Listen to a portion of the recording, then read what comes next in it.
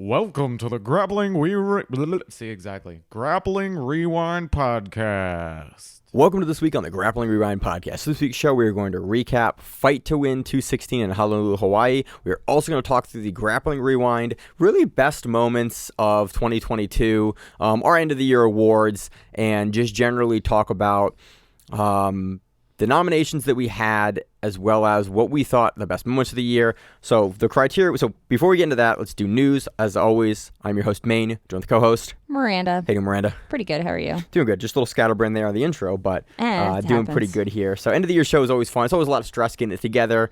But this year, great. Flo did a lot of the work for us. Yeah, they did. We have a very, very similar list to the one floated, but I think we're gonna talk through a lot of our why we picked it, and then our criteria, and then give you some stuff to go back and rewatch to kind of as a teaser for the beginning of the year. We have a couple of criteria that Flo doesn't have.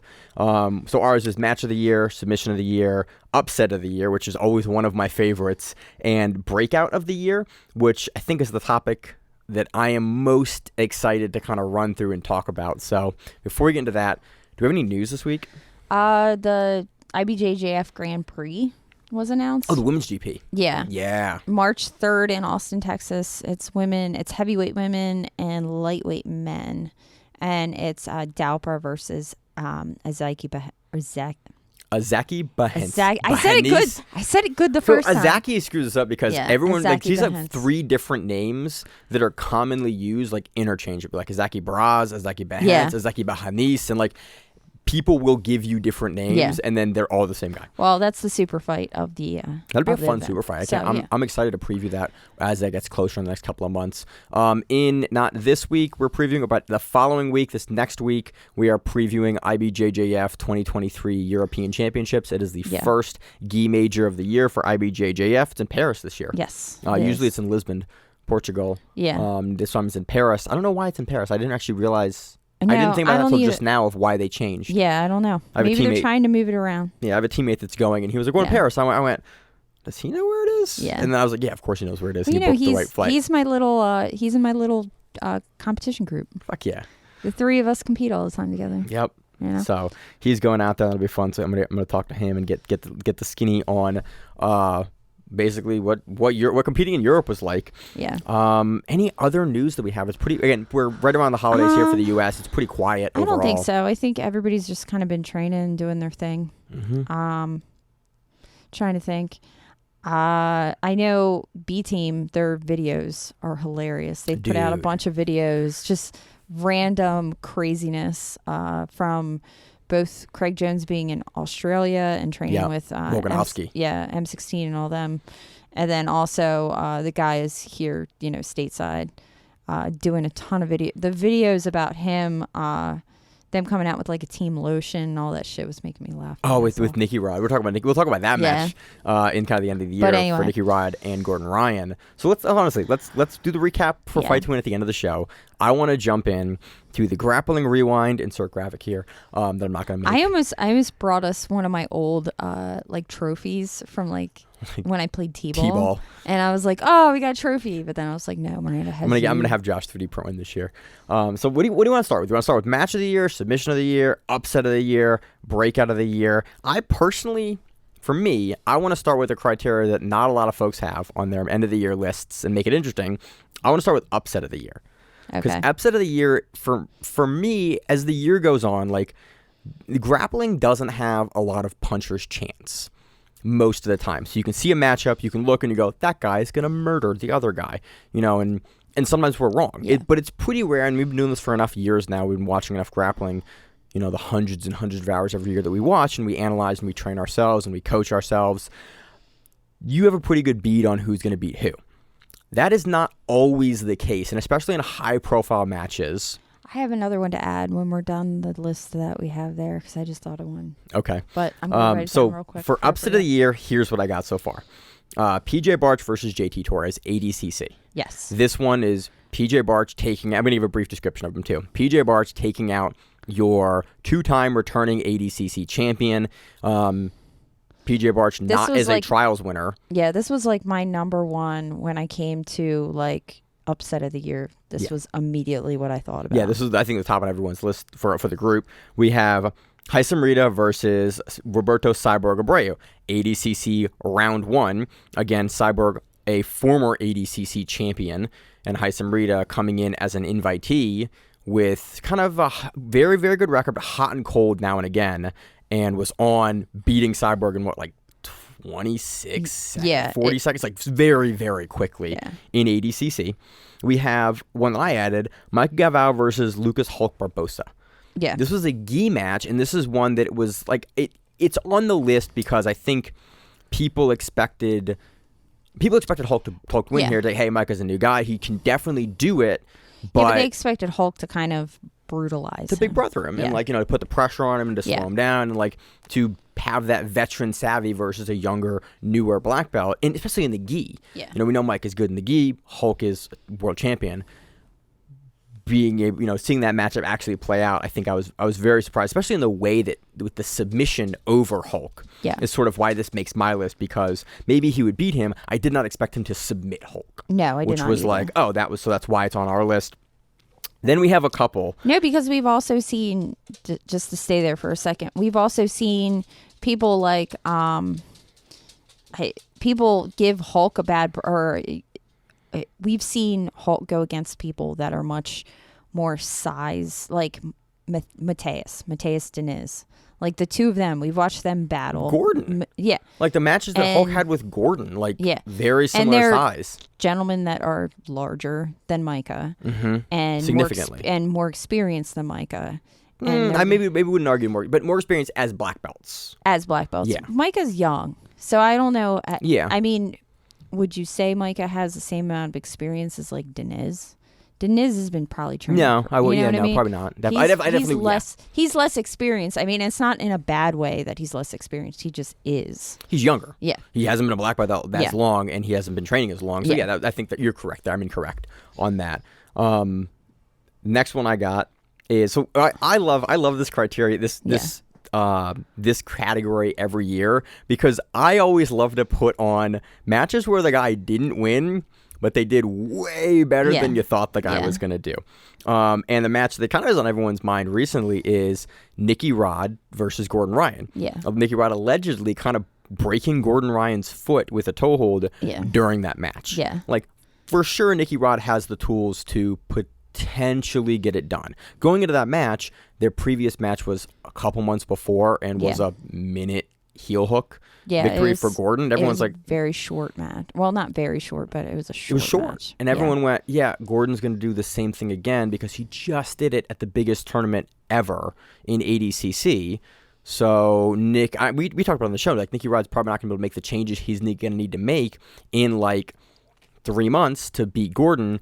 And that's what we thought. But didn't prove us wrong, but he showed some new folds and wrinkles tactically that I think surprised everyone. Surprised the entire community. And although he didn't win, he also played a very patient game. Yeah, which we've seen him do before. But to play it versus Gordon and like actually kind of be active and get into stuff and get out of stuff, get out of an armbar, and then potentially, allegedly, break Gordon's foot. Like, no one did shit to Gordon this year. Yeah. He beat everyone. He beat everyone pretty handily. No one did anything to him. And then Nicky Rod almost breaks his foot and then almost submits him. Depending on how you look at the end of that round going. Yeah. Very, very close. Again, upset of the year. Even though Nicky Rod didn't win, everyone's going, oh, that was real close. No one expected anyone to touch Gordon for 5 years. Nicky Rod kind of showed that, you have the right set of attributes. Maybe you can. And I want to add one more. JT is on the receiving end for both of these. Kenta Iwamoto versus JT Torres. Although Kenta didn't win, and we talked about this on our pre-show, and even with Kenta going from his Asian trials win in 2022, that like his wrestling was going to be a problem for a lot of people. He gets the number 1 seed in JT Torres returning champion, and then puts it to Torres at the beginning before he kind of gets tired and wilts, and Torres is able to kind of take the match. But the beginning half of that match was very much like, I think Kenta, I'm not going to say getting the better of JT, but like putting pressure and imposing on JT in a way that nobody expected. And we didn't expect to see that. And you don't expect, and we knew Kenta was good going into that because we covered his trials run. We'd seen him before. We'd seen him in ADCC before.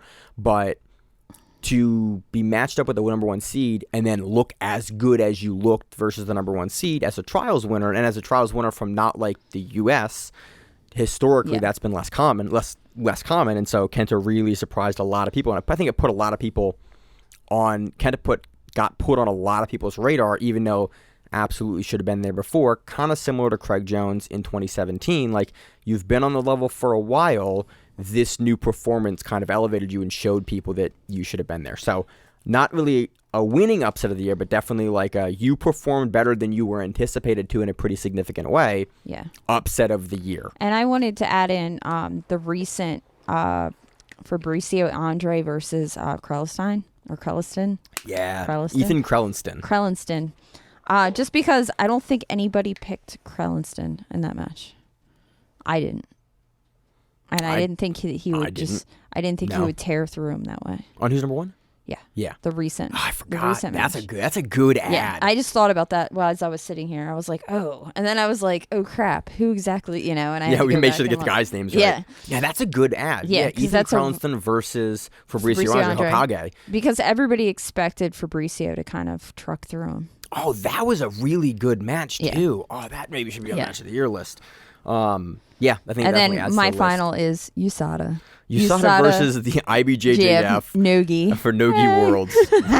I think that's a very good honorable I have mention as well my for that criteria. USADA pen that I am using right now. Do you really? Yeah, Let me see that. it's a USADA pen.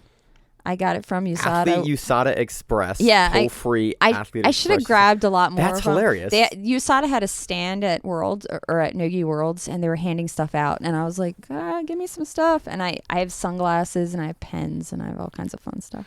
Because I think it's hilarious. So that's upset of the year. So we can do this 2 ways. We can go through all our criteria and then make picks, or we can just make picks now. I think we should make picks now. For what? For upset of the year. Oh, okay. Do you have these are usually presented in no order, and if we can make picks, I like to make picks, but sometimes it's just like... Yeah, we can go right now. I don't care. So what's your upset of the year? PJ Barsh. I'm going PJ Barsh, because that... Taking out the ability to actually taking out a champion at ADCC on that stage was shocking. Yeah. And especially because Barch didn't win at trials. No, but he came damn close. He came damn to close winning. both times. Yeah. Like, he looked phenomenal. And he's looked phenomenal. I'm all not year. holding that like, Yeah. he didn't win a trial and like saying it like that. I'm Yeah. saying that like he was unable to win a trial. He got an invite slot because people knew because Mo knew he was. I think ADCC knew he was so good. In my brain, I look at that match over Hassam Rita, because Hassam Rita would be my second pick, only because Hassam Rita was so fast that it was kind of always a possibility. It was one of those like, you get caught. Mm-hmm. Like, and that match is more of like a he caught him match. Well, we've also seen Heisam do that before. We saw him do that with Elder Cruz with the back take and the choke. Like, we've seen Heisam pull that in his IBJJF runs before. Yeah, but I mean, it's like a 20-second match as opposed to like a barn burner. A drag him out match. Yeah, I'm gonna go barn burner. Yeah, you didn't. It wasn't like I'm not gonna say fluke, because Heisam definitely wasn't a fluke. No, it's not a fluke. But it was like. But it's. I don't think it carries. You think he can weight. do that 3 times if they meet up 3 times? Probably not. Yeah. Can PJ implement the same game on JT Torres? It is possible. Maybe. So I think that's for an upset of the year, like that can they do it again? Yeah. And we can argue about upsets, but I think I go Barch. Yeah, I think again, you beat a 2-time ADCC champion on the biggest stage at ADCC when everyone's prepped and ready. Part of that was probably part of that was JT got worked by Kenta. Yeah, had to come back. And and that's part of it. But at the same time, because I think Barch did he have a buy-in? No, not ADCC. Who was his first match in? I didn't expect a follow-up question. Yeah, I don't know. He wouldn't have to buy at ADCC. They have replacements and alternates to fill in. I forget who he beat first, but I want to say his first match wasn't as tough as. I'm trying to recreate the bracket in my head here. We can circle back to this. Yeah. Because I remember like Ty's run, because Ty runs into Barch directly after he beats JT. And then in the finals, we get Mika and we get Ty for 77 kilograms, which is what this division was. Yeah. It's going to kill me. I'm looking it up. I'm stalling for time, Miranda. Looking it up. So keep on talking. Keep on talking about your pick then.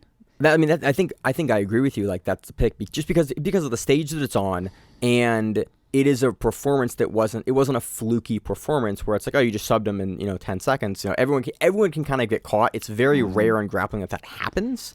But Tommy Langacker, he had was his Langacker first match. Yeah, Langacker was a tough dude. Yeah, but he won on points. Yeah, that was a points win.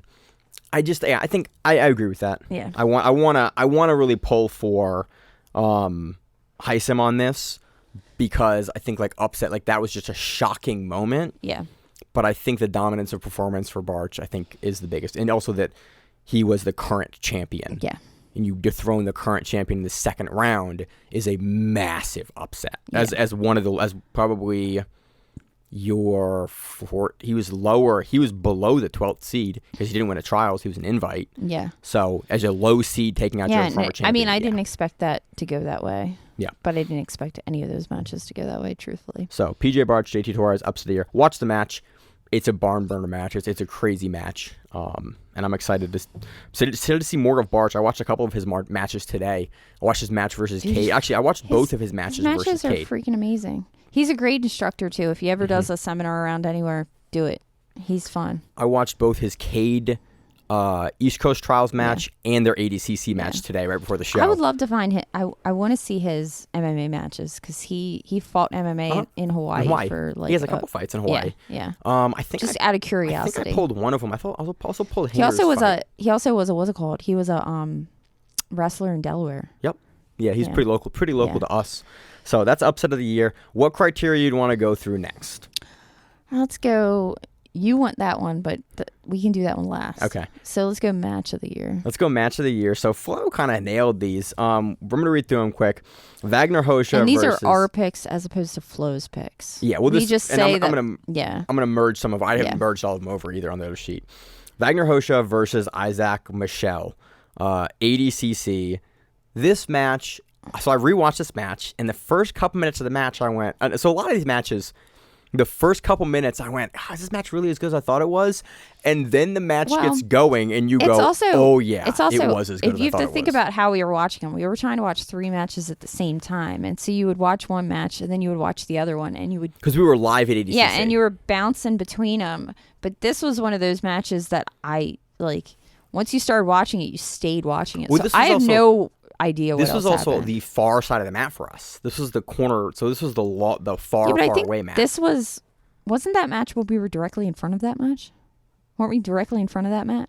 I don't think Wasn't that day 2 or was it day 1?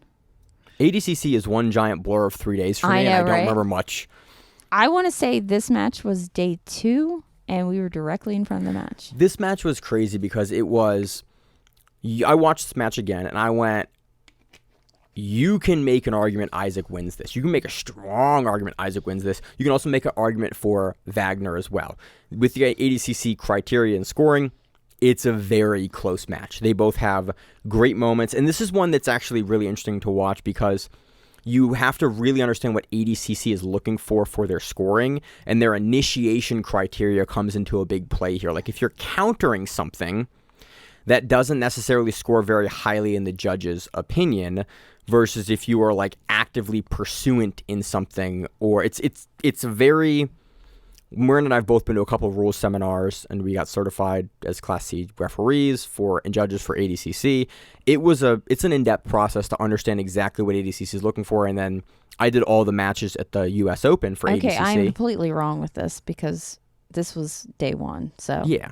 I'm thinking about something was directly in front of us. There was a lot that was directly in front of us. We have 2 days of matches. Yeah. But the criteria for this is interesting. So this match has a huge shift of momentum that comes through where it's like Isaac in the beginning of the match is kind of putting it to Wagner. He's on his back. Wagner's rolling through. And like you get to see the bunch of the dynamism of Wagner's game like under fire. And like Wagner reaching over for the Kimuras and jumping for the Kimuras on Isaac's single legs and like Isaac a couple of different times on Wagner's back, attacking the turtle, throwing the hooks in, trying to get the other hook in. And then you see Wagner sort of turn the tide and kind of do a similar thing to Isaac. And at the end, it was like, okay, I'm not sure whose hand is going to get raised here. I can make arguments for either.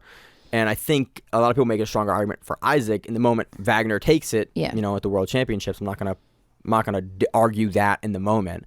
But this was crazy. It was a crazy back and forth jiu-jitsu match that showcased both people's games at that level. And again, ADCC matches on these lists for me are always going to score higher because that's the stakes. Like you were already showing that you are one of the best in the world. It's not like an open tournament. It's like it's a specialty tournament that you've worked and earned yourself into. It's also not like a super fight where you can blow your load in 5 minutes, 10 minutes. You're going to have to perform for 2 days. Yeah. You know? And guys are going in there with like, I have to know that I can keep doing this, and so I can't just blow everything. Then this is the second match of day 1. So no. First match day 1? First match. This is first match day 1? First round. Jesus. That's why I just looked at it. It said first round because I was trying to figure out which day it was, and the only way I could figure out was to figure out which round it was, and it was first round. Yeah. So very, very crazy match. Next one I got is I went from Grapple Fest. Keith Krikorian versus Ash Williams. Okay. This was basically a leg locks are positions, and we're going to run positions. This was after ADCC. A couple weeks after. Yeah. Something like that. Well, or not that. I mean, it was after West Coast Trials because I think it was after Keith won West Coast Trials that this happened. Was this before ADCC? This happened this year. Yeah. This happened in 2022. 2022 is a big year. Keep talking. I'll. This match was I'll great be our research because it was. I think that it put a cap on both of these guys, Keith Krikorian and Ash Williams, are not just like leg locker folks. And we've known that. They both have good wrestling. They both have good stand up. They both have good leg locks. They both have good passing. They both have good guard. Like they both have good stuff everywhere. You don't get to that level without having. But they're both trials winners. Without having great stuff everywhere, but they were shooting into the legs, and both were working in and out of the positions and countering each other's leg locks, and you weren't seeing what we used to see a couple of years ago, which is someone gets to a leg and the other person is just defending and working out. You saw counter offense in the leg lock exchanges from two super high-level guys in this match. And it was just continued movement for the entirety of the match with both people working for their own leg locks and not just disengaging and defending. This was Grapple Fest 12. It was in May of 2022. So it was after West Coast Trials, before ADCC. Because I remember us having a conversation. The reason why is because I was going to say, I remember us having a conversation about how this match is kind of something to look forward to two championships when they would happen, because we had two top level people who had just both won their divisions, and they were going against each other. Yeah. So that was this match for me. It was just I think I actually watched this match with you at your house. Yeah. Just a hugely dynamic leg lock battle between two top level trials winners. Yeah. And it was neat. It was hey, leg locks don't have to be just boring or just they're shooting. They were working. Yeah. So that's why it's on this list for me. Next match, I think this is the match on everyone's list. Damian Anderson versus Andrew Tackett, ADCC West Coast Trials. Yeah. Watched this right before the show. This is basically like PJ versus Cade. Yeah. And this is basically like Isaac versus Wagner. Maybe like not quite to the same intensity, but. And they're also littler guys, so they have more movement. Yeah. I mean, they have a lot more whatever that word is. Dynamism. Yeah. Where they move a lot. They also went off the edge of the mat for this one, and they were a couple different times. This match was cool because kind of for the same reason that ADCC was cool. It's the World Championships. You're fighting for that title that changes your life. West Coast Trials, you have Damian Anderson and you have Andrew Tackett that are both fighting to get the 66 kilogram shot at ADCC. You're fighting for that opportunity to change your life at ADCC. It's like that stakes is really high, and both put it on the line. There's great takedown sequences. There's off the mat. There's roll throughs. There's offense being fired off from both guys. Yeah. And overall, it's like a 66 kilogram version of Wagner versus Isaac. That's an 88 kilogram match. It was more of the same this year. It was a great match. And it was great just to watch, and crazy, and lots of back and forth with both of them. Yep. And then other stuff that kind of is mentioned. Flo had some good stuff.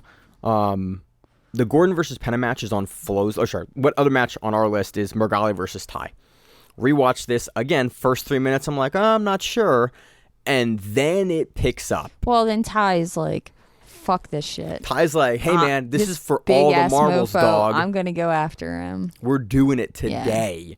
And this is after. So I always love, for some reason, I always forget ADCC Absolute is after all the divisions. Well, finish. because IBJJF Absolute's before. Right. But in ADCC, you always go into the Absolute knowing who's the champion of their division. Yeah. And so it's always wild where you get like a division, like you get division champion returners or not, or you get guys like Kynan going against Lachlan. And you get people like you who get the list of the brackets and don't tell us while we're all sitting around because What's up? I showed you guys eventually. No, you didn't. I did. You didn't. You didn't until it hit the public shit, and then we saw them, and they were like, "I knew that the whole time." And I was like, "You idiot!" It was like 15 minutes. 15 minutes is a long time. Margali versus Ty. It was great, but it was what made this match so special was, and a lot of match of the years are on these lists because of the context behind them. Like Ty had not done as well in his ADCC division. His brother, Well, because he had to go against his coach. Yeah, he went against round Hinger. 1. God, that was a good match too. That was a good match, but it was like, dude, really, like You gotta fight your coach like, round one, and then then Hinger's gotta fight Hulk. Yeah. Yeah. And I mean, and you know Hinger's gonna freaking Yeah. collar tie the shit out of you. But the context for this was, so going into this match, this was Ty's second ADCC. This was Cade's first ADCC. Cade being the guy that was not getting the main event slots. It was always Ty and then Cade playing co-main. Yeah. It's a tie. And then Cade takes the reins from his brother, wins his division. Ty doesn't make the finals of his division. And then Ty, being the bigger brother, goes into the Absolute, and it's sort of this, hey, can Ty go win the Absolute like his brother won his division? And so Ty is basically like, it was this interesting storyline of like the shifting of the brothers, and then Ty goes in like, hey, you just had a great match against, who is his match right before? It wasn't Lovato. That was... No, it wasn't Lovato. Who did he have? Penna. He just beat Penna. I think. We're going to have to look at this. I think Ty had just beaten Penna. And it was like a wow moment. We need like a bracket. We need a lot of information. Well, the next ADCC, I think what we do is we do it like baseball style, where we do brackets as we sit in our seats. Oh, we mark them down. Yeah. That'd be fun. And then at the end of the day, we just have them. Because then we just have them. Yeah. And it would be better for the review at the end of the night because it'd be freaking in front of our faces. And that's why you're great on the show. Yeah. So I mean, I'm gonna look like a total nerd. Whatever. With All of us with a little tax visors in the stands. Dude, I'll freaking wear it, but I don't care. So the context was interesting. Was Ty trying to beat Margali? Margali being the first no-gi tournament we've ever seen him in. Tournament, yes. And then can he beat? And he almost fucking does. Like puts it to Margali before you can see him just utterly exhausted towards the end of the match and continuing to press forward into Margali, and like Margali kind of uses his size and pushes against. So yeah, he beat Pedro Mourinho and Felipe Penna. Yeah, he was Penna prior to that. And Penna. Yeah. And so you're going So it into was Penna before. You're going into your semifinals versus Margali as the guy that's significantly smaller, just had to beat two bigger dudes in Mourinho and in fucking Felipe Penna, former absolute champion. Mourinho's not that big, is he? I always think I think in my brain he's like a 160, 170, but he's not. He used to be. Yeah, but like that's not he ain't anymore. Yeah, that's not the size that he is, but that's the size in my head he is. So that context is kind of what makes this match. But Ty doesn't end up doing it. But you could see it was one of those rare moments where you got to see a guy completely gassed out and just still and putting it on the line, like, and literally everything he had into that match versus Margali. Margali had to go, man, this dude is still coming at me and having to win in spite of a guy throwing everything at you he possibly could. It was a special match to watch live because at the end the crowd was like, you could tell everyone wanted Ty to win, even though people didn't think that he probably won. It was one of those, if Ty gets it right now, I am not upset about it for the heart. He's also like a bad boy. I mean, kind of a little bit. He is. This is an amazing match. Another match I think that bears mentioning on this list is Gordon versus Penna for kind of different reasons. This kind of got definitely marred. I think this had Leandro Lo not been murdered like the day prior to this match, I think this match would probably be significantly different on people's lists. But due to the kind of unfortunate circumstances around the match, you know, and then how weird it got, and Penna like seemingly wanting to quit the match but not being allowed to, and sort of like we never really got the full story. Yeah, and it seemed like there was a lot of people involved that didn't have the full story, and everyone was sort of confused about the situation. I don't think anybody really had the full story of everything. And really, in all honesty, think about it. Like, if your best friend dies the day before you compete, do you really have the full, like, do you really mentally have it all together? Right. Could you really compete against a guy like Gordon? And then could you turn around and say, this is what happened? Probably not. Right. Because you're going to forget shit. You're going to say shit. It's a whirlwind couple of days. And so this match, for me, like, it is very reasonably on this list. This was a match that people have been asking for since ADCC 2017. And it's happening again in February. I think February. February or March. But it was weird, but it does I think it does bear consideration for this list because it was it was one of the big matches that people wanted for Gordon, and Gordon's the biggest star in the sport. I slept through it. And so the fact that we actually got this match this year, even with the weirdness, and Gordon kind of, and it ended weird and, you know, pick and choose, but we actually did get the match this year, was a big deal. The other big deal match that we got was Gordon versus Andre. Yeah. I think based on how it went, I wouldn't put it like for match of the year, but I think it should be on this list as well for just the kind of historical significance of that match. You know, it was a pretty one-sided match with Gordon. And it was something that people were looking forward to for a long period of time. Well, it also answered the question for years, like, we've wanted to see this match since 2016. Like, it was like, Andre doesn't really do super fights. If you want to fight Andre, he does ADCC super fight, and that's where you can find him. Yeah, you got to win absolute, then you could face Andre. He loses to Penna in 2017. He doesn't face him in 2019. Andre beats Penna in 2019. There was factors surrounding that match as well. In 2022, we saw the match, and Gordon showed that he is the top dog and submits Andre. It wasn't a points variant. It was a dominant back take, control, eventually traps the hand, gets the choke, and everyone kind of went, yep, that was a stamp on the match. They can run that back. That probably goes the same way. And there's, again, with every match, there's Andre's injury with his leg, and, there are factors to consider, but it was a dominant match, and it was also the changing the guard. Like, the ADCC super fight title is something that Andre has held for many, many, many years. And Andre hasn't been submitted since that weird match with Drysdale in like 2007. Yeah. It's been a very long time. And so to have Gordon go in as now the absolute champion and the +99 champion, the former 88 champion, going in to face Andre after beating his division. He won his division, something no one's ever done. Then doing the super fight and beating Andre in such dominant fashion. That storyline, I think, is for consideration. It should be on this list. How many people beat their division and then went into absolute and won a couple of matches in absolute? And how is that any different than somebody going into a super fight? He already beat absolute, though. He already won the absolute. But I mean, no one's ever done the super fight and the division. Yeah. And I think I don't know if that's any different than doing your super or your division and then absolute. You can have more matches than absolute. Yeah. But you didn't beat Andre. Like, I don't think a lot of the people in the absolute this year would have beaten Andre. Even if, the diminished form, like Gordon to do that, I think was impressive. So that's those are the matches of the year that we had. Sometimes we do match of the year, sometimes we don't do it. Do you have one from this list that is your, like, that was the match of the year, fucking that one? I don't think so. Yeah. They all they're all good for different reasons. Oh, also what was a banger was PJ versus Cade. Yeah. Their second match that ended with Cade submitting Barch in the semifinals. At East Coast? At East Coast, he beat Cade by points. Sorry, Cade beat PJ by points. Yeah, and then their second match was... kind of a similar finishing sequence with Cade rolling under and getting the arm.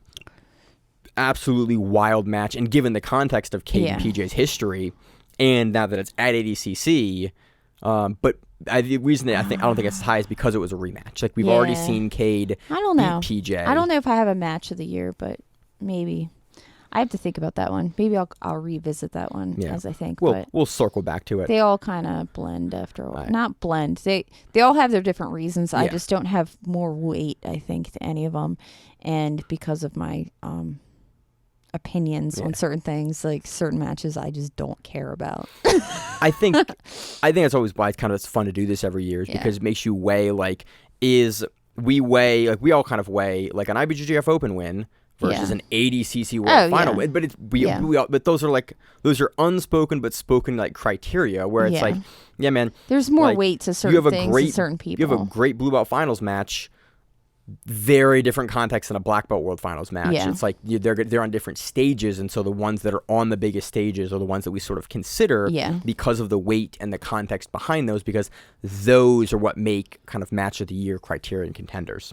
So let's move on to submission of the year. We've already talked about it a bunch. Hasa Marita versus Cyborg Abreu. Yeah. It was fucking dope and crazy. Yeah. We had Josh Cisneros, Sulabayev stretch of Gianni Grippo, West Coast Trials semifinals, which was gross and also wild. And as someone with a jacked up hamstring, that's a horrible match to rewatch. Yep. I do not want to watch that anytime soon. Francisco Lowe, the Flying Triangle versus Oliver Taza. I put this on there as an honorable mention.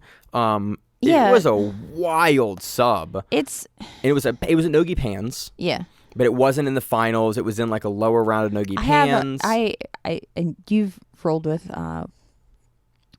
We have a local guy who, training with him, he used to do this shit to me like all the time. Like he. Oh, you mean the small 125 we train with? No, the Ellis. Oh yeah, Ellis flying triangled me. About junior. No, Ellis flying triangled me as a white belt so many freaking times that I have some kind of weird spidey sense now that I know that it's happening, and I just like either duck or push them out of the way. Yeah. But the exact one he does, like I had done to me a million times, but as a white belt, to do that at a high level, at a black belt versus a guy like yeah, and I mean it was almost like like a little kid like frog jump it up. And he frog jumps to his chest and then finishes an armbar to the side. And I was like, well, here's a guy in Francisco Lowe that I was not as familiar with that I am now. He's a new black belt, which versus is Taza, who's Nogi specialist. And it was just it's definitely an honorable mention for submission of the year. We had some great subs of the year. I think another great sub, and kind of we talked about it, is you have to include on the list Gordon versus Andre. Yeah. I don't think it was a one-arm rear naked. It was a rear naked choke with the arm trapped. I think the context of the match is what makes that interesting, not necessarily the sub. Yeah. So for submission of the year, my criteria is always like wild sub, big event. So a rear naked choke is like big deal, but not necessarily not as fun. Not like Sulabayev stretch in West Coast Trials finals. Like that's a big deal. Yeah. I think what is a big deal? J. Rodriguez buggy choke versus Hunter Colvin. Yeah. In West Coast Trials finals. You're like, weird sub, big event, is on that list. And we went over it the last time we talked that J. Rod had gotten buggy choked prior to that. So who's next? So the fact that he then took the thing that took him out in a match he was losing. Yeah. Like that's crazy. Like Hunter Colvin was beating him in that match. Out of his ass. And then J-Rod went, I better win this with that one choke that's dumb, and then wins a West Coast Trials final in a stacked division at 88 with that choke in a match you're losing. Like that was absolutely crazy. And that for context gives it like stake for my match, one of my submissions of the year. And then we have Pato Zelak versus Kendi Masai at ADCC. Yeah, I mean This was wild because Kendi was your silver medalist. I also like that because that's a creative. It's a creative leg lock. It's a new leg lock that we haven't seen. I mean, since what? 2 years ago? 3 years ago, maybe? Yeah, Junie is the one that's kind of Junie and Eddie forward. Cummings, and like he's the guy that's showing, and now Mikey's kind of doing it more. And like it's something that we're seeing crop up, and we're seeing come to prominence now. To hit it at ADCC, hit that new hotness. Yeah. At ADCC at the World Championship level versus silver medalist. Yeah, and it's a difficult thing to get out of. Like it's a crazy it's a crazy hip flexor kind of torque thing. It's a wild sub. So that is my list. Do you have any other? Though one more I'll add. Okay. That was on Flo's list that I think it should be included is Mika Galvao's armbar in South American trials. I forget who he hits it on. It says it right there. Oh shit, they have it. Yeah, I wrote it down. Jackson John De Silva. I did a lot of research to do this list together. I appreciate that. It's like an armbar that he hits from, they call it coyote guard, but it's really like almost like a whizzer dogfight position where Mika Galvao jumps over and then like armbars on the other side of the side that you would normally think to armbar. Yeah. So when we learned rolling armbars back in the day, I always used to screw them up and do this, and I didn't even realize it was. I did the same thing. I would go for the far arm and not the close arm, and I don't really know why because the close arm's right there. But for whatever reason, I would always roll all the way over them. Yeah. And I was always like, "Oh, I'm doing this wrong," and then I saw that and I was like, "Oh no, I'm not doing it wrong." So that was a wild sub. Yeah, that's in South American trials. Wasn't in. I think it was in the second or third round of that. Wasn't in the finals. Yeah. Because this would have been the Majid final. Yeah. That he had. But that was a sub too, but it wasn't as wild of a sub as this. Yeah. Do you have a submission of the year here? Between all the ones that we went through, that was like, oh yeah, that's the sub of the year. For me, I might go Possum Rita. I might go. Yeah, that's what I'm going to go to. That was like I'm going to go to that for this because all we're looking is its sub and weight, and the weight of the submission, and the weight of that submission was extreme because you were going against somebody who you didn't expect him to be able to pull it off against. Yeah. And it was a pretty simple armbar. It wasn't even that complicated every time we bring this up. We talk about the recap. It was a simple armbar. Yeah. It wasn't like a weird like spiral armbar. He just like jumps over and just yanks. Yeah. I have never seen anyone fight a grip as hard as Haitham Rida fought that grip on Cyborg. Like, because look at Cyborg. The thing is, if you let him get his hands together, he's picking your whole freaking body up. And you're in ADCC, with his one arm. You're gonna get slammed. And he's gonna slam you on your face. Dude, that I think of the weekend, I think even bigger than the Gordon and Andre finish. I think the arena got louder. No, I think it got louder for that than anything. The Gordon finish? No, that. I think that the weekend that was armbar. Like, that was the loudest armbar was the that loudest, the arena got.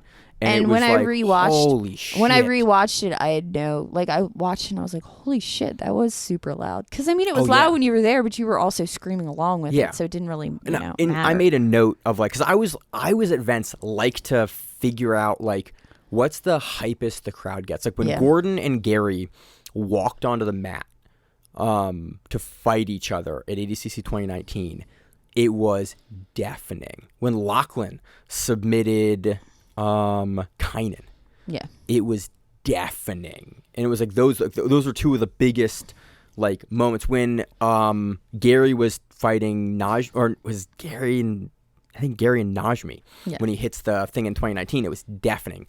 There were less of those deafening moments at 2022, but this, because there were kind of less of them, this one stands out to me as like that was the loudest the crowd got. So just if that's the loudest the crowd gets, day one of ADCC, that's my sub of the year. I agree. All right. So sub of the year, Haitham Rida, armbar over Roberto Cyborg Abreu, first round, plus 99 kilograms, ADCC. Submission of the year, match of the year. Do you want to do... Let's see. We upset of the year. We have two more. Female and male grappler of the year. For me, the female grappler of the year is sort of a toss-up between Fionn and Amy Campo. A lot of other females had amazing performances this year, but this, and we talked about this on the pre-show, these are the two that I have the biggest, like, not hang-up, but, like, I can make a great argument either way. Yeah. This is weird. Fionn wins both under 60 kilograms ADCC, avenging her loss, prior to Bia, and then also wins the Gi Worlds. Yeah. You win your two biggest events in the year in the same calendar year. Astonishing. Amy Campo wasn't a black belt the entire year. So she couldn't have won black belt worlds. She wins brown belt worlds. But you're not a black belt yet. Yeah. So it's like, how do you weigh that? But she then beats Gabby Garcia at ADCC. Amy Campo wins both West Coast trials and the 60 kilogram championship for ADCC, plus 60 for ADCC, as well as like Nogi Worlds, and then silver in absolute for Nogi Worlds versus Clay. This is a really tough discussion. And so for me, I'm just going to cut to the chase. I'm going to go with Ffion. We talked about this a little in the pre-show. I think that's the where we came to. Yeah. Because you win the gi and you win Nogi in the same year. And they're the biggest events of the year. And I have to give Campo credit for the level that she was competing at, but also that she did not win black belt worlds this year for whatever reason. Yeah. Ffion did. Yeah. And so it's like both two phenomenal athletes throughout the year.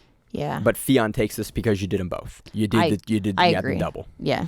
So, congrats to her. Finally, you beat your bracket demon, and then you win the worlds. Yeah. Very, very impressive year for Ffion Davies. Flo basically hit the nail on the head with this one, I think, for their nominees. They had Amy Campo, they had Gabrielle Gabby Pisana, Brandstay Marie, and Maisa Bastos were on their list. That was pretty much our list as well. We talked through these a couple of weeks ago when we did the preview for, I think I listed it as top nominees of the year, nominated by others, something like that, a couple of weeks ago. If you want to hear us talk more about them, we had the same list internally, and so, that. What do you think? No, I think it is very difficult to go between Amy and Ffion, only because Amy has won practically everything she's been competing at recently. But Ffion won the two big events of the year. Yeah. And that's, let's just say that gives weight in this situation, I think. And she also transitioned to a new team this year. Oh, yeah. That was this year? It was either this year or last year. It was sometime because she switched over to being under JT. Yeah, she's under Essential now. Yeah.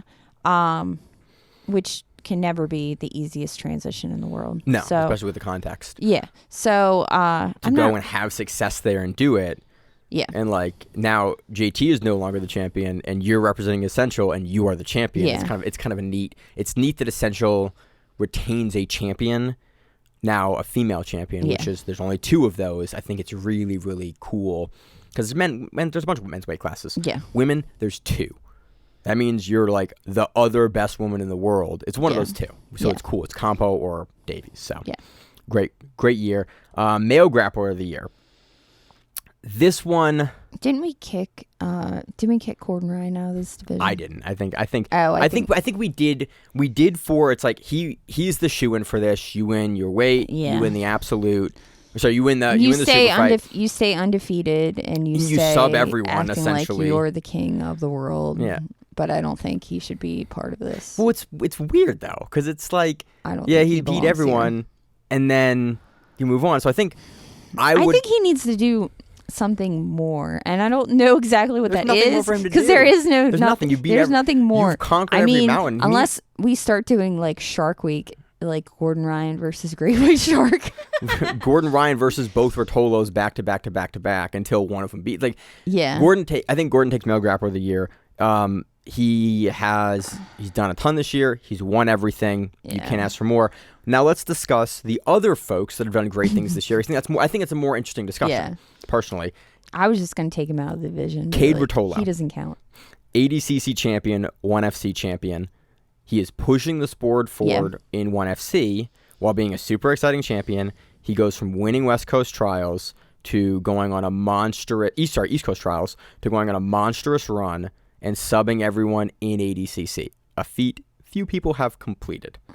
Then you have Mika Galvao, trials champion, wins a bunch of IBJJF stuff, BJJ Stars champ, Brazilian Nationals champ, second place at ADCC, but shitloads of subs for the year. He has like 21 high-profile matches this year. Like, he stayed astonishingly active, and I think that kind of and healthy. Yeah, I think or that kind of at least stays sort of healthy. Yeah, that kind of we know of. That kind of factors in to this discussion where it's like you had a couple matches versus Mickey Galvao was in everything. Yeah, like he was just competing everything. He didn't win all the time, but he won most of the stuff. He very seldom lost. He lost at BJJ Bet.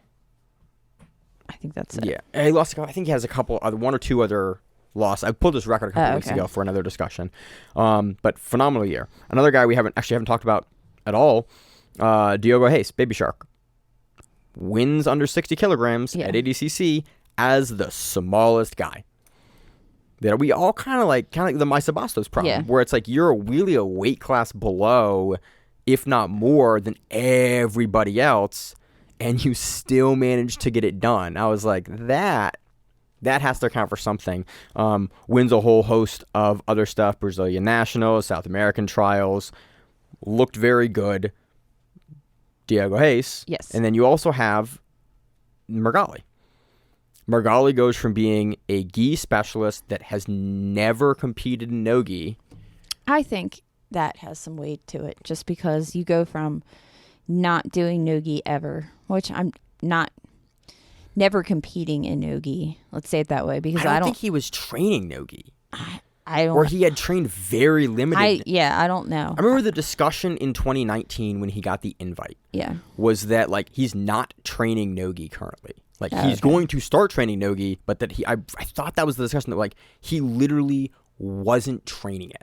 Okay. And then going to New Wave, and then everyone going, oh shit, Margali learned how to stop leg locks. Yeah. Oh shit, Margali, he does occasionally look for a gi grip, which we all found kind of funny, but he makes it work. Yeah. Beats Tyrotolo, beats just looks like a monster. I'm going to pick for the year. I'm going to go with Margali. Because I think I'm going with Cade. I think his progression up. I think the progression from like the earlier the Arnaldo Vegano fight that we saw on Who's Number One and like how he looked in no-gi to then going into 80 is what like your fourth no-gi match ever. Yeah. Is an ADCC match at 99. Yeah, but at 88. No, 99. But let's say you put Margali versus Cade. Do you think Cade could beat Margali? Because I don't think Cade could beat Margali. No. So then how the hell is he a male grappler over him? Because weight classes are a thing, Miranda. Dude, Diogo Reis, Margali. As a very small woman, I freaking understand that weight classes are a thing, because I can be good as fuck and a 205-pound blue belt will beat my ass. So I completely understand that fact. Miranda, we're like the same size. I feel you. I'm smaller than you. By like 8 pounds. I am 134 pounds right now.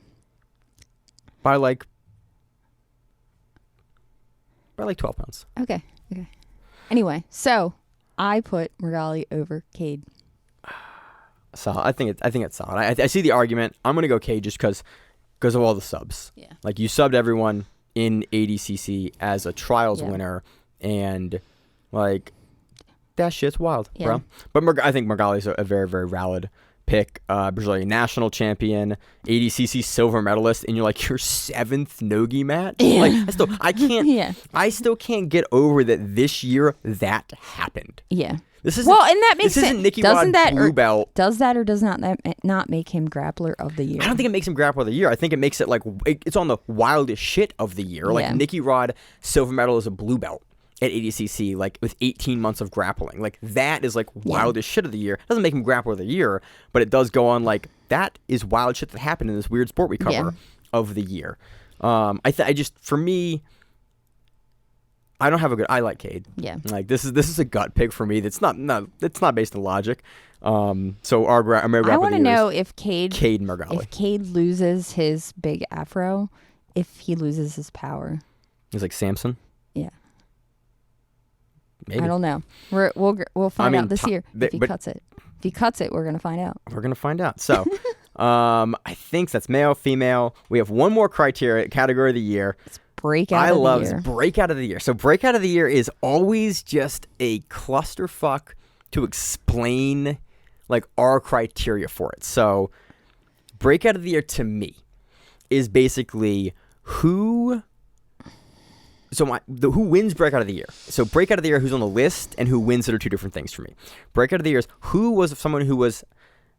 wins it is unknown, that is now on our radar and won major things throughout the year or showed up in a way that now we know you can contend on the level. We're going to start to see you booked on super fights, on like main cards. And like that's, for me, that's breakout of the year. Who are we unaware of that we are now very aware of? And I think you, in my personal opinion, you almost have to do your run this year. You can't start it right. And so that being said, we have a lot of folks that started their run. And honestly, this criteria has gotten harder and harder the longer I do this show. Yeah. Because we're more and more aware of like, oh, this blue belt's crazy good. And then like 4 or 5 years later, he's like, there are people on this show that are black belts that are on this list. Like for instance, Keith Krikorian is on this list. Yeah. Like we've covered Keith since purple belt. Yeah. Like we've known about him. So it's like, it's hard to push for him being on this list because we've known about it. He's got multiple silver medals at trials. But he belongs on the list because he's had breakout performances this year. Right. But he's not the one that you pick for breakout of the year because his entire year was not like, it was not him winning nonstop all year. So, and I feel like you almost have to do that if you're going to be on this list. You almost have to have more than one breakout, and then you got to have a run. Yeah. You got to have Craig Jones, where it's like, you don't have one good sub, you have a run of, like, to 2017, you have a run of subs over top level guys, and I'm like, who is this dude submitting the best people in the world? Like, that's what you have to have. So, I'm going to go through a list of who I have. We got Cade Rotolo, Mika Galval. I have Tackett on here. It's going to be Andrew Tackett. I think Andrew Tackett. Because William hasn't been doing very much. Yeah. I mean, he has. Other than being at ADCC and winning trials. Like, there's that. Okay. Yeah. Keith Krikorian, Kenta Iwamoto, Owen O'Flanagan, Jay Rodriguez, Cole Abate, Andy Varela, and Amy Campo.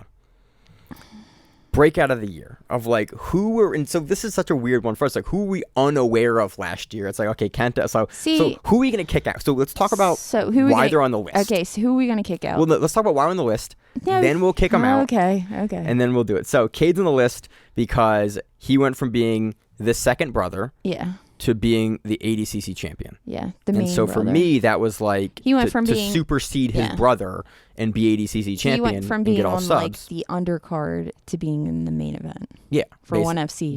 Literally ONE FC. He did. That's what he did this year. That's why for me he's on the list. Like breakout, you went from again undercard to main card in a year. Mika. This was I think his first full year as a black belt. It was. And dude showed up. Dude was a guy that was kind of like everyone was like, he's this good guy from Brazil. We're seeing him now and again. He's a kid. He's been on a bunch of stuff. But my issue with him is that this all began last year with him. Right. And that's the thing is like it started. People started taking note because when I started realizing who he was, it was last year. Yeah. Because weirdly enough, a random teammate was like, did you hear about this guy? And I'm like, I have no idea who you're talking about. And then all of a sudden it was like, oh. Somebody messaged us when he was a blue belt. Oh, really? Like, have you seen this guy? And I don't know where it was years ago. It was like, have you seen this guy? You can search your Facebook messages. You just have to type in what you're looking for. It's Instagram. Oh, okay. Yeah. Instagram doesn't allow you to do that. I don't think so. I don't think so. But he was a blue belt. And it was like, oh, this kid's going to be good. And I was like, yeah, that's great. If you're that person that messaged us, message us again. Be like, here's the message. Yeah, so we know, so we can like. But yeah, started last year. He's been there. He had amazing. Again, going from not being at ADCC to silver medal at ADCC in a year.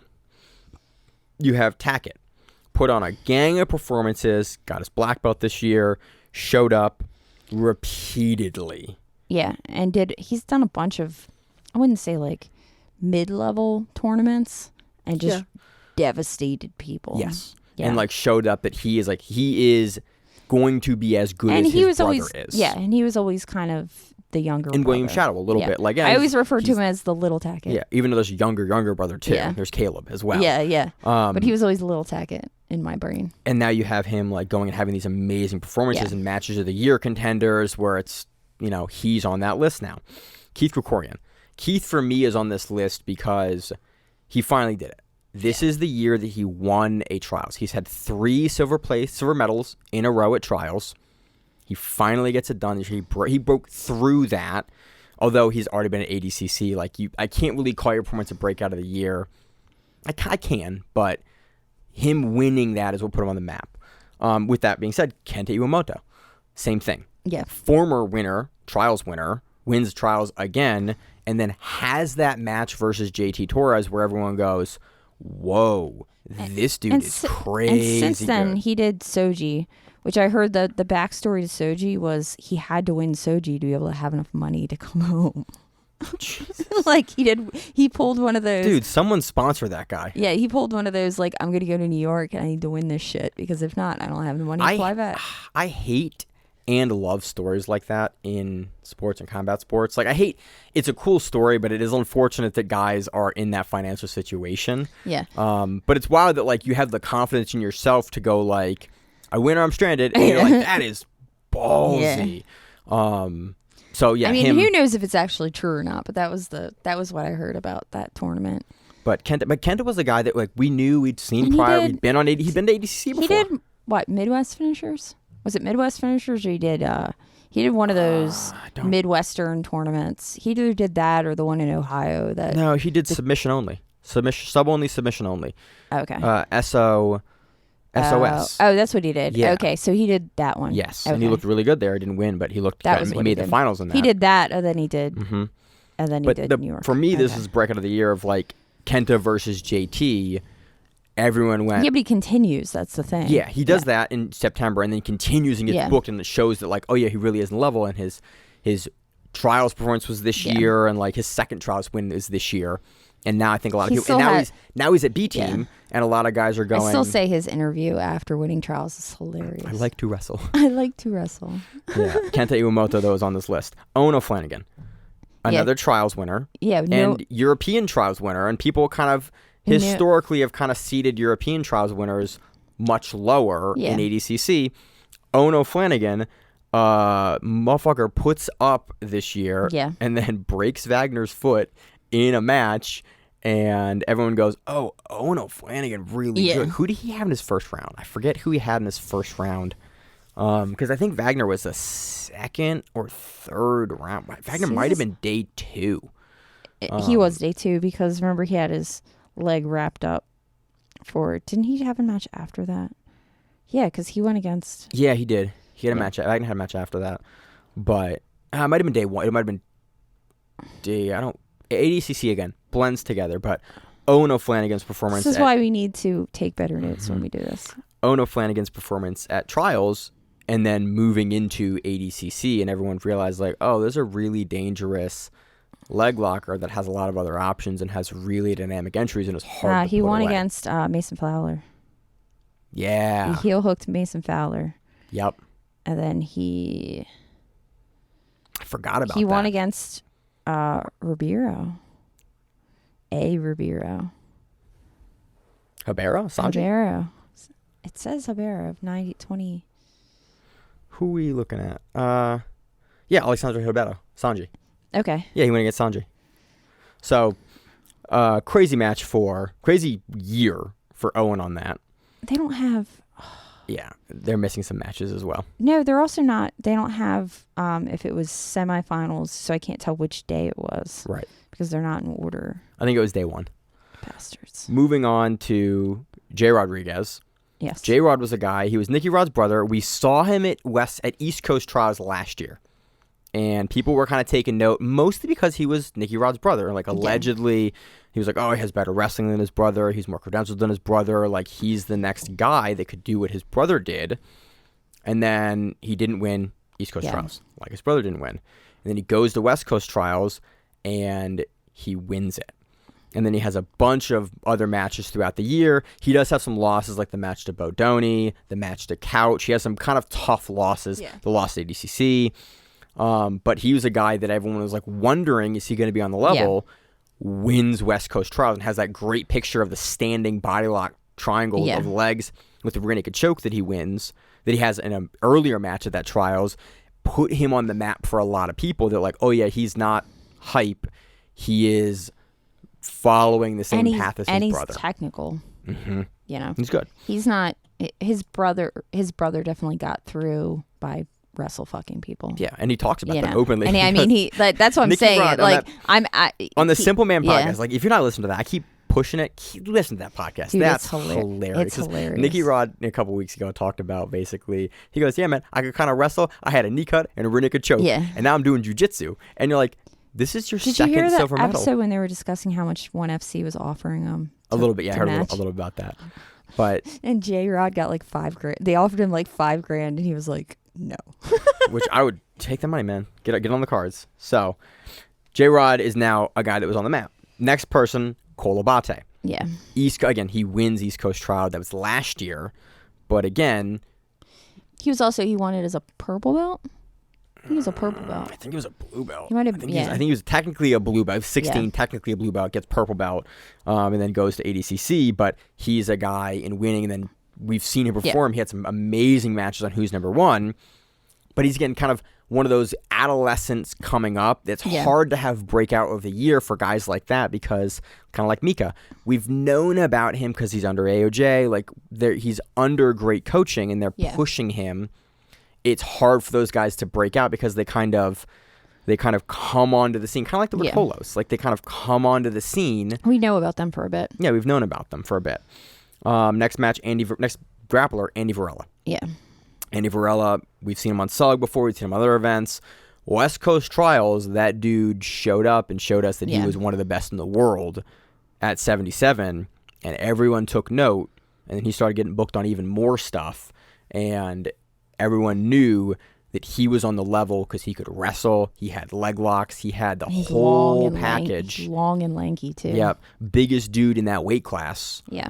You know, by a bit it looked like. Trials, now in the level. And then rounding out the list, Amy Campo.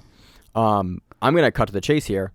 Amy Campo wins this for me. Yeah, I think she does too because prior to West Coast Trials, I had no idea who she was. Yeah, we were unaware of who she was. Yeah. Like, we watched her, and then we kind of came to a conclusion, like, who is this woman? She's very good. We've seen her before, but she's very good. Yeah. And then getting a chance to interview her at West Coast Trials and, like, talk to her and get a chance to meet her. And then she just starts winning everything. And then you just see her going and gets black belt and just starts killing people. And you're like, oh, yeah. And a lot of people, I mean, the thing is, a lot of people also, when they transition, especially ladies, transition from brown belt to black belt, there is normally a lag where you get your ass handed to you. Oh, yeah.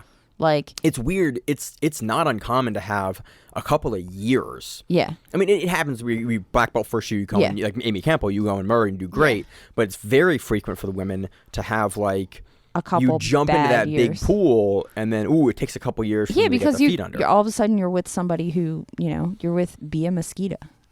Oh, cool! You've been a black belt for 10 years. Like, awesome! I got my black belt Thursday, and you're like, oh yeah, I've been a world champion 4 times. Like, oh snap! This is a different ballgame now. And we tend to see it, especially in women's divisions. There be a bigger lag. Campo showed that ain't always the case. Yeah. Win West Coast Trials, get your black belt. Win brown belt worlds, go to ADCC, beat Gabby Garcia. Yeah. Bingo bango. And I think Amy Campo was the biggest dark horse. And even watching her matches, because I watched some of her matches at Nogi Worlds, she came back from, I mean, she would be not in the greatest position sometimes and just come back and just keep on fighting and keep on. And I mean, she showed that she is definitely at that championship level and belongs at that level. Yeah. Even losing absolute finals to Clay wasn't a bad close. Yeah. I think it was 3-2. Yeah. It was a close match with Clay. And Clay is again really hard to beat, especially with the heel hook game now that she has available to her at IBJJF. Yeah.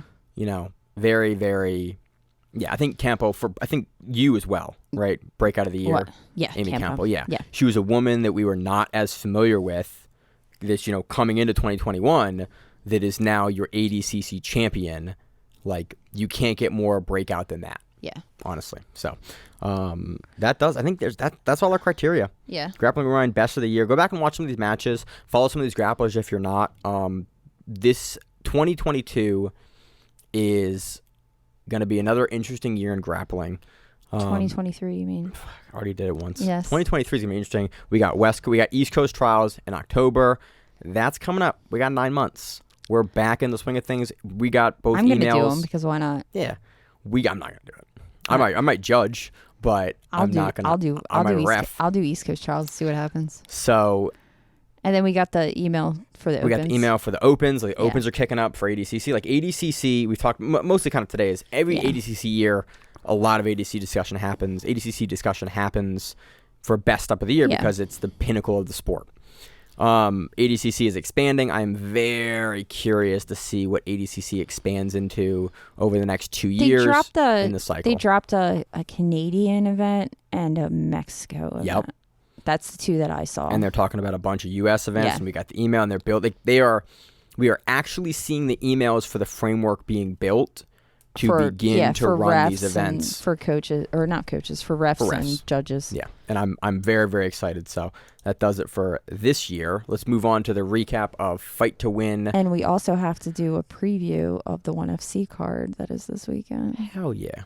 Because recap that's of going on Fite this to Win. Too. 216, headlined by Barrett Yoshida versus Nakamura. Yeah, I don't remember dude's first name. Barrett Yoshida looks good. Barrett Yoshida. This is the first card for Fite to Win that's on Fite TV. Yeah. So since Fite to Win has been on Flow since Fite to Win 4. Yeah. They've run 212 events. Yeah. On Flow. And they've now moved to Fite TV. And they announced it maybe the day before, I think, this event. Traditional. And this was a 2-year deal. They're now on Fite TV. If you have Fite Plus, their cards are on there. I think Fite Plus is like $50 a year. It is. I have Fite Plus. So I was like, cool. I get to watch it. Gary Nakamura versus Barry Ishida headlined this one in Honolulu, Hawaii. And it was the Master Lightweight Nogi title. The Barrett's had for a little bit now. Allegedly, he is also the Master Middleweight and Lightweight. They said no. Is he okay? They were talking about. I thought he had 2. Or no, not middle, featherweight. He's the featherweight and lightweight. That's what I thought. Yeah. Yeah. But they're both. He's featherweight and lightweight both in the gi, and then he's only lightweight in no gi. Yeah. So this is a lightweight for bout. Master. Yeah. This is a Masters Plus, so it's 35 plus title defense for him. Yeah. And Barrett Yoshida he had control the whole looked time. good until eventually he gets a really neat he grabs both legs, he inverts underneath, and then he selects and crosses one leg over, and he gets a belly down knee bar. Yeah. And it was just again, Barry Yoshida comes on Fite to Win to submit you. Yeah. And I love it. He at one point from headquarters, he just backstep passed, and he had such a backstep pass that I was like, did he just teleport to his head? Because he was, I was watching him headquarters because headquarters is one of those positions that I know I should play more of. I just don't do it. So I've been trying to pay attention to that more often. And I was like, ooh, what is he going to do from here? And then he just does this backstep and is all the way to his head. And I was like, what the fuck?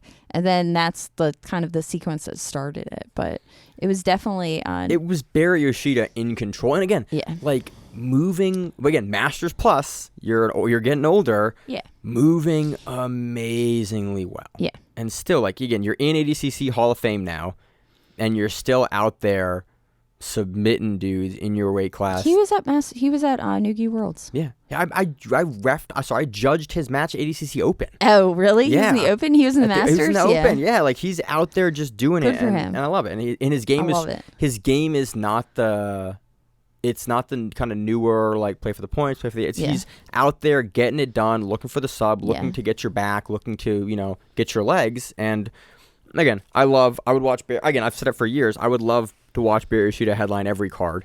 Follow his Instagram. It's just him assassin choking people. And it has been for the last year. And I find it absolutely hilarious. And I see it so much on my feed that it is now a thing. I'm going to do that. I'm going to pull that in. You should go train with him so he can do it to you and put the video up. I will absolutely do that. I've talked to a couple people that trained with him, and they were like, yep, he did it to me. He did it to me and all the guys I brought. Yeah. He did it, so. That's awesome. Did that. And then the second match was Montero versus Nita. Yep. I'm trying to find the full names here. It's the second to last match. Yeah, Jeremy Nita versus Rolando Montero. Rolando takes that in a really, really fun sequence where it's basically a counter takedown that he drags and gets the back off of being taken down. And is that how you saw it? I saw it as Montero took Nita down. Nita grabbed a Kimura. Sorry. My bad. He starts going after the Kimura. And I mean, I guess you could, but because Montero had like 2 takedowns. He had one at the beginning that was stood up, and then he had the second one. And Nita goes for his arm. He goes for like outside Kimura at length, where you see Orlando like trying to extend his arm fully to break the grip, and it's a risky move to do because you can get rolled depending on where your hips are for that. But if you do get out, he was so far behind him, that it wasn't really a problem from where he was, and he just kind of busted through that and took the back, and then finished the choke. And it was a fun little finishing sequence. Again, I love finishing sequences like this that start with like a counter to something that gets countered to another position to a sub. It just always makes it really interesting. So that was Fite to Win 216. Look for them on Fite TV. Again, Fite TV is $50 a year. You get with that. I don't know why I'm doing an ad for Fite TV. You get Grapple Fest. You get Fight Circus, which is hilarious, which is awesome. I share that with everyone I know. Fight Circus is awesome. Yes. You get Fite to Win. And then you get a bunch of other cards. You get like bare knuckle boxing like 30 days after they air it. It gives you a bunch of crazy stuff on it. They have a bunch of fun stuff. There's also some other there's other sports on there as well. Like there's a lot of pro wrestling stuff. Yeah. But Fite TV is expanding their grappling. You know, they ran Third Coast for a while. You can go back and watch all of those with Fite TV. What's it called there too? What is the team? The Fite to Win team. Subversive. Yeah, Subversive's on there as well. Subversive's on there. And we've previously bought those on pay-per-view. Yeah. So I think it's either part of Fite TV sometime, but sometimes it's still a pay-per-view. Yeah, I don't know. I've always bought the pay-per-views. I bought Fite TV recently because I was like, I gotta buy it now. They have Fite to Win. They have Fite to Win. But our issue that we did come up with is that the matches aren't parted out. Yeah. So it is a full video. Again, the player is better. Like the player is way much better than the flow player. And the thing is, at least for me, I can have it on my phone and throw it to my TV, and it actually works on my TV well. I did that too. It works well. They have like they have a really easy interface for like watch later now. Yeah. They have a bunch of interfaces that work really well. I just wish that they would. I hope that they have a better search, and they would have individual matches parted out. Yeah, and my other issue is the only thing is going to be to revisit these matches. We're going to have to know what card they were on. You're not going to be able to go into Flow and find such and so's title defense. You're going to have to know the title defense was on this card, and then you're going to have to go back and find it, and then find it. Yeah. So and that's going to be a little bit of a pain in the ass, but also we're not going to get commercials. We're not going to have Pizza Hut commercial in the middle of our main Little event, Caesars or Dodge which Ram. is freaking awesome. Yeah. So it's a more professional running service for the video side. And you can tab in and out of stuff. I found more easily, and I get less buffering when I'm running through Fight. So, Fite to Win is now on Fite TV. Let's move into the preview section of the card. Unless you got anything else on nope. Fite to Win. That's all I got. We got 2 matches I want to talk about. Gary Tonin is taking on Johnny Nunez. I think that's an MMA fight. It is, but it's Gary Tonin. So yeah, it's like, I mean, I love some Gary Tonin. It's first fight since getting knocked out by. It is when he went after the one guy's leg, and the guy was just like just finished him, hammer fisted his ass. And then it is Mikey Musumeci taking on Gantamer Bandaburian. So I googled who he was because I needed to know. I'm unfamiliar with him. Looks like he is. He's a combat sambo champ. Okay. But he is a brown belt. Is he Mongolian? He trains in the U.S. Okay. The flag looks to be the Mongolian flag. Could be a Mongolian flag. I don't know flag that well. Combat sambo and brown belt. So again, I'm not familiar with him, but Mikey is is your flyweight champion now for ONE FC. So very curious to see how the wrestling plays, especially with the new rule for pulling. So Mikey is now going to have to spend more time on the feet versus him, and I'm curious how that's going to change the dynamic. What is the new rule? Because my brain completely does not remember that. Go back and watch the Cade versus Mateus Gabriel match. I remember they started a new rule. Yeah, they explained it. They explained it better than I'm going to be able to do it there. It is Mongolia. It is okay. Yeah. Look at that. I know my flags. You know your flags. And it's basically like you can't. It sounds like you have to make a demonstrable effort to pull them down. You can't just jump guard. You have to like actually try to get them down or try to like inverted sweep. You have to do something from it. I remember hearing this, but I don't remember. Yeah. I didn't remember exactly what it was. It was really fun to watch in the match versus Mateus Gabriel and Cade. Yeah. But with Mikey's game being so pull heavy, the weight class, very curious to see how he deals with that. I wonder if he just lets him take him down.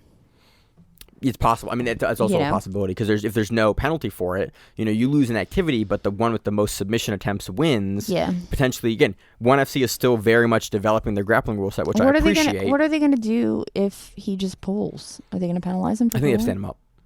Oh. I think it's like you can't. So it's not like he can't even take a penalty. I don't know what the rules are, but I think again, one thing I love about ONE is the production. Google that. I'll have that research honestly, by the time we have the match. They'll talk about the ONE FC commentary does a great job about like explaining that because ONE FC has so many different rule sets on their cards. I wonder if Slater will be the announcer again. Maybe they do. They always do a great job of explaining it though, and that's one thing I really appreciate about ONE FC is you're never in the dark about like what's it's like. Hey, this is featherweight. This is kickboxing, or this is like Muay Thai with gloves. You can just explain. Yeah, and they do go and explain everything. And I've always found that I am never in the dark watching a fight in ONE because the commentary does a phenomenal job of explaining it.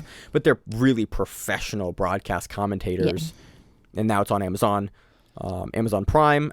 It's in later this week, right? The 13th. It's the Friday. I want to say it's Friday. So that will be super fun to watch. I'm very, very excited to be working from home that day and throw it up on the background while I do safety trainings. I can put it on at work and just watch it at work.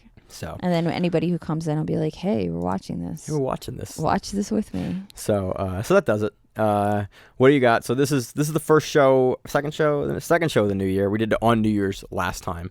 I'm looking forward to another good year of Grappling Rewind and covering this sport that we do, and it'll be fun. Yeah, it's on Friday at 8 p.m. So it's a night. So it must be a re-show, maybe. I don't know.